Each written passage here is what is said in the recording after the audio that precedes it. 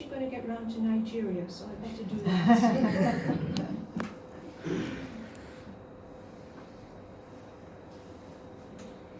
Now this starts off in Newcastle. Yes, right pronunciation? Newcastle. Castle.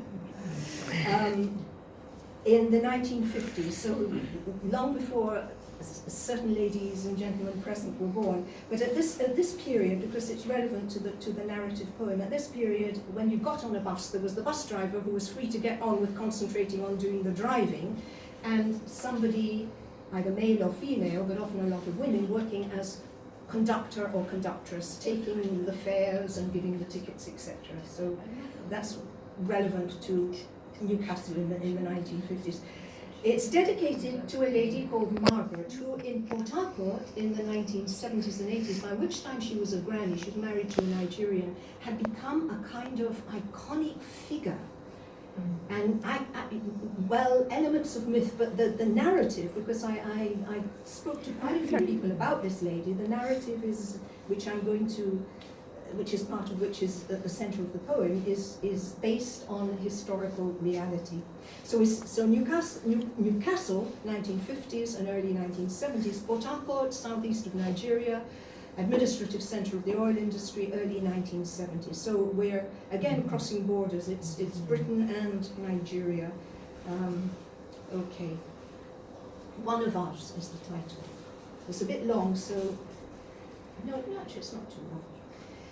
The story spread bushfire fast, a compound combustible of multiple strands, speeding down expanding gossip trails, each teller at pains to convey the drama with raucous laughter, disbelief, anger, congratulatory enthusiasm, or outrage at the bold effrontery of one woman's unforgettable, irrepressible, spontaneous eruption. But what kind of woman from Oyibo land, okay, Oyibo land, the land of of white people, but what kind of woman from Oyibo land had caused so many restless tongues to wag?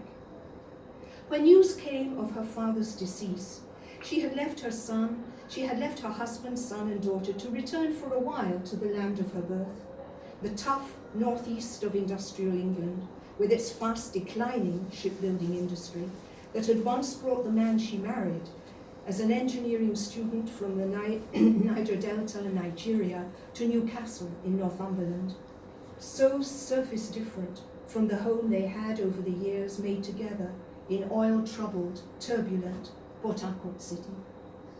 On her flight back, she smiled at the trick she would play, arriving home a few days earlier than expected, after his messages that should she not make haste to return, after her necessary extended sojourn, he might be tempted in sheer frustration to indulge in a makeshift shallow liaison.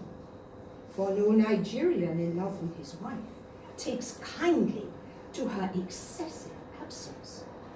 "Don't you bloody dare," she had laughingly retorted, "or you bloody well have me to deal with." She planned to arrive back in the house while he would still be at work in the office. The children boarding in secondary school would later giggle and laugh at the tale of their mother's sweet surprise return. First she would shower, then take the wrapper he'd given her before her departure, wind and tuck the cloth around her, then slip sleepy under the bed cover, an unannounced, fragrant surprise, waiting to enfold him tender in her arms. The airport was sultry dense with frenetic bustle, as she haggled, ritually determined to hold her own with the taxi driver, firmly informed she was no ignorant Oyibo, newly arrived on African soil, to be grossly decashed for a ride in his cab. "Please understand, young man, I'm a wife, a mother, a tired traveller, simply anxious to get home as fast as I can. So treat me as you would your own sweet mother. I am not the spoilt wife of some oil executive." He laughed. "I hear you, Mama," and shook his head. "I'm no go make wahala to spoil your journey's end." As she moved to put the key in the lock, Oroma rushed to her side, confused, surprised. "Madame, we didn't expect you back so soon. God be thanked for your safe return. How is your mama coping with her loss? I have been praying for you both in church. How was your journey? You must be hungry. I think there's okra soup in the kitchen. Is there anything else I can get for you? She looked direct at the agitated lass. Were there hidden secrets? Was something amiss?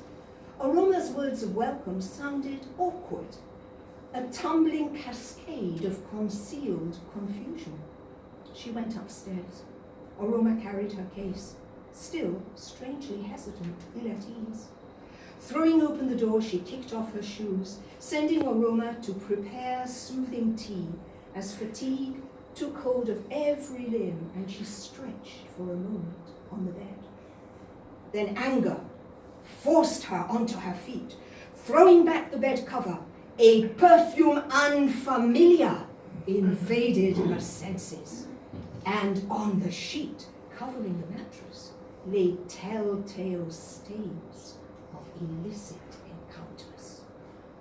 For a moment, an image from the past, overwhelming, assailed her vision, as once again she stood before the homesick student of yesteryear, asleep on the bus, weary, dejected, afraid to meet his landlady's cold demand for rent unpaid because his allowance from home had, as usual, been delayed. There he sat, disorientated, lost, a young man adrift in an unfeeling world. There she stood, a bus conductor, strong, on occasion sharp of tongue, wondering how she would feel so far from home, under lowering northern skies instead of African sun. Yes, she sighed, that was how it had all begun. Now she was the one disorientated, lost, the taste of homecoming bitter in her mouth. The taxi driver, cheeky teasing, had given no trouble, no wahala, while at home, trouble lay under cover, biding its time, waiting to ambush her. Action, she thought, speaks louder than words. So without more ado, she called Aroma again. Forget the tea, there's a job to be done. First the mattress left the bed, stripped bare, carried with Aroma's help downstairs, then into the open out of the house. No, no, she ordered, not in the backyard. Let him see its remains as soon as he arrives. I will teach him a lesson he won't forget. Now bring kerosene and matches from inside. Soon smoke drifted upwards as the mattress burned, its acrid odour at one with her rage. A strange sight for neighbours and passers-by to ponder, scratching their heads, wondering why. And if anyone is bold enough to ask, she mused, I'll say, justice must be seen to be done, and leave the rest to their imagination. She went inside and took pen to paper. I've gone to spend the night with a friend. When you've restored the marital bed, come and beg forgiveness for your offence. Don't think because I am a woman of the working class, I won't defend my honour, good name, and self-respect. This is my right, and I have taken it.